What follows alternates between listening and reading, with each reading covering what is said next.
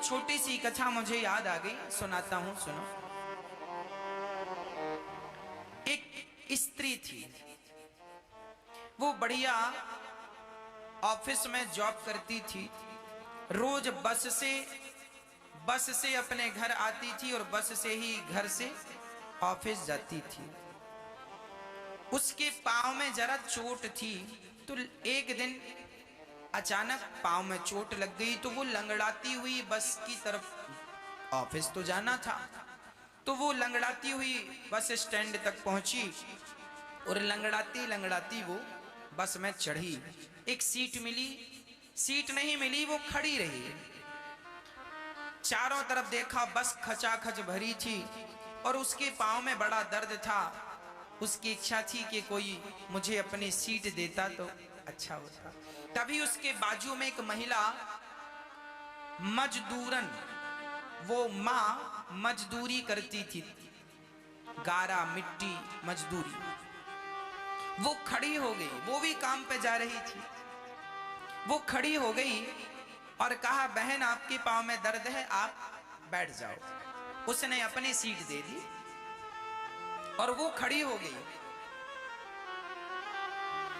थोड़ी देर बाद आगे स्टॉप आया तो कुछ यात्री उतर गए, तो बाजू की सीट खाली हुई। तो वो महिला बोली, बहन आओ आप बैठ जाओ। जिसने सीट दी थी उसके लिए उसने कहा, आओ बैठ जाओ। तो उसने देखा कि एक महिला खड़ी है बच्चे को लिए, वो महिला की गोद में बच्चा रो रहा है और उसे सीट की जरूरत थी। तो वो तिहाड़िन मजदूरन माँ, उसने अपनी फिर से सीट उस माँ को दे दी। फिर गाड़ी चली, आगे स्टॉप में फिर एक सीट खाली हुई, तो उसने हाथ रख लिया, बहन आओ ये सीट खाली है। उसने देखा कि एक बुजुर्ग दादा हैं, उनको जरूरत है, उसने उन्हें भेज दिया। फिर गाड़ी चली। अब लगभग यात्री कम होते गए, सबका स्टेशन आता गए, उतरते गए। अब वो दादा भी उतर गए। अब फिर से सीट खाली हुई। अब बस बिल्कुल खाली ही थी सीट में, जितने लोग थे बस उतने ही थे, खड़ा कोई नहीं था, बस ये खड़ी थी मजदूरी करने वाली माँ। उस बहन ने बुलाया, बहन सीट खाली है, आओ बैठ जाओ। अब जब देखा उसने कि कोई नहीं है, तब वो जाके बैठ गई। तो उस महिला ने, जिसके पांव में चोट थी, जिसको पहली बार इसने सीट दी, उसने पूछा, बहन ये बताओ तुम रोज इसी रास्ते से जाती हो? हाँ। उसने कहा, मजदूरी करने वाली माँ बोली, हाँ मैं रोज इसी रास्ते से जाती हूँ, इसी बस से जाती हूँ। तो आप ये ऐसा क्यों जाती हो? हाँ।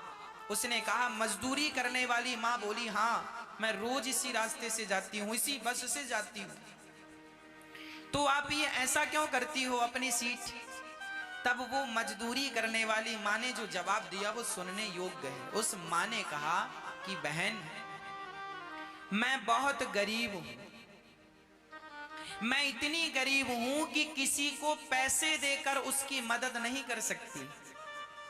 मैं किसी को पैसे देकर मदद नहीं कर सकती, तो क्या हुआ, मैं अपनी सीट देकर तो मदद कर सकती हूं। तो मैं सोचती हूं कि मैं दान नहीं कर सकती, तो क्या हुआ, पर सीट देकर, ये सीट मुझे घर थोड़ी लेके जाना है, थोड़ी देर की तो यात्रा है। किसी को कष्ट हो रहा हो तो मैं अपनी सीट दे देती हूं, शायद भगवान मेरा यही पुण्य खाते पे लिख लें। हाँ, जरूरी नहीं है कि आप धन से ही सहयोग करें, आप सहयोग की केवल भावना रखें, आप भलाई का मार्ग अपनाएं बस। जरूरी नहीं है कि पैसों का दान ही दान होता है। आप किसी अंधे को सड़क पार करा दें, यह भी एक पुण्य है। आप किसी का सहारा बन जाएं, यह भी एक, और धन है तो धन से दान करना तो फिर उत्तम है ही। धन नहीं है तो भी आप भलाई करते हैं जो लोगों के साथ, वही आपका पुण्य होता है।